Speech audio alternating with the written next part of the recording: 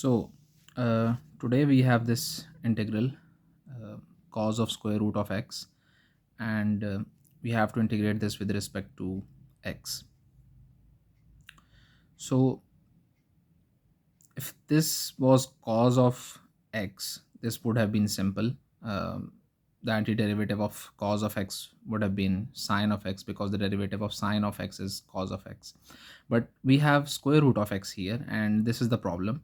So we can't really integrate this when this expression has square root of x. So we have to substitute this, and we are calling this t. So uh, let t is equal to square root of x, and uh, we have, if we are calling this square root of x t, we also need to replace this dx in terms of t, because our integral will now be in terms of t. So um, we will integrate we will take derivative of this t with respect to x. So this will become dt over dx is equal to the derivative of square root of x is 1 over 2 times square root of x. And you can basically verify that by applying the power rule of derivatives, um, uh, because this is x raised to power 1 by 2, and when you take the derivative, the power comes in front and we subtract 1 from the power. So the derivative is 1 over 2 times square root of x. uh, we need dx in terms of t. So we will move this dx to the right side. This will become dt is equal to 1 over 2 times square root of x into dx, because dx was being divided. On the other side it will be multiplied. So we have, but we are interested in the value of dx. So 1 over 2 times square root of x is being multiplied here, so it will be divided on the other side. So dx is equal to dt divided by this whole expression, 1 over 2 times square root of x. And uh, we know that we can change this division into multiplication by simply taking the reciprocal of this thing. So 1 over 2 times square root of x, this will become 2 times square root of x over 1, which can be written as 2 times square root of x. So dx will be 2 times square root of x dt. So now we have square root of x as t, and we have dx equal to 2 times square root of x into dt. So we will now just replace square root of x with t, and dx with 2 times square root of x dt.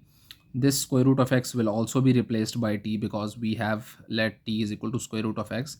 So the whole thing will be in terms of t. So the integral will become, it was cos uh, of square root of x, so it will become cos of t, and dx will be replaced by 2 times square root of x, which is 2 times t into dt. So the final integral in terms of t will be cos of t into 2t dt.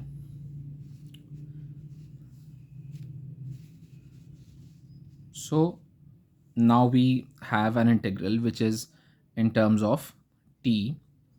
uh, this 2 is coefficient, it can be moved outside, so this will become 2 times uh, integral of t into cos t dt.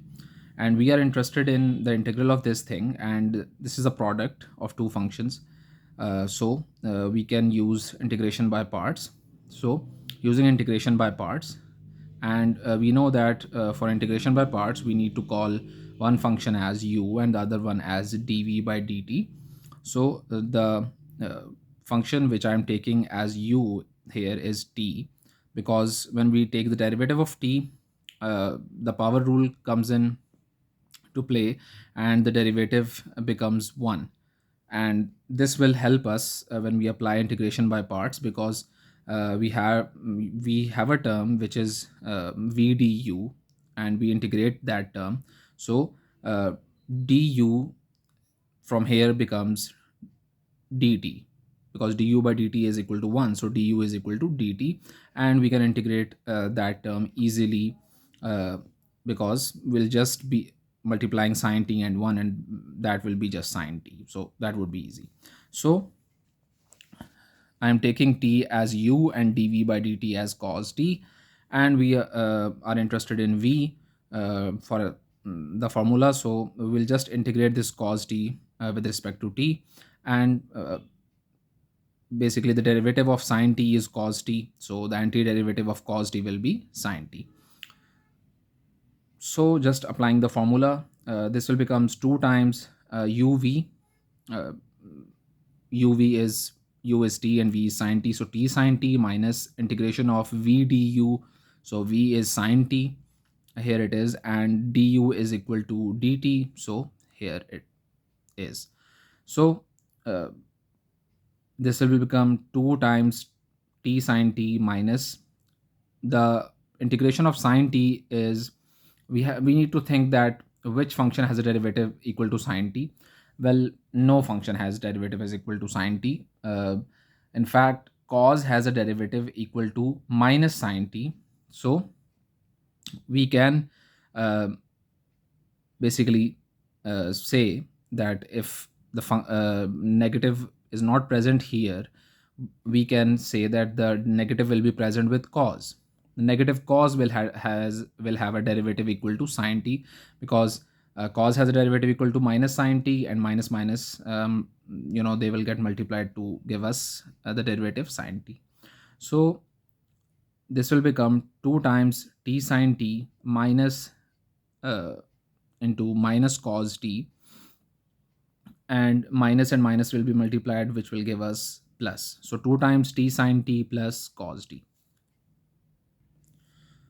So when 2 will be multiplied with these two terms, it will become 2 times t sine t plus 2 times cos t.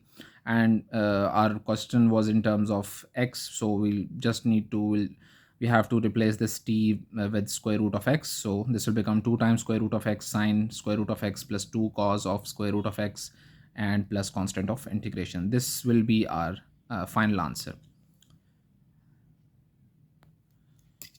So this was the thing which I was telling you, that the derivative of cos x is basically minus sine of x.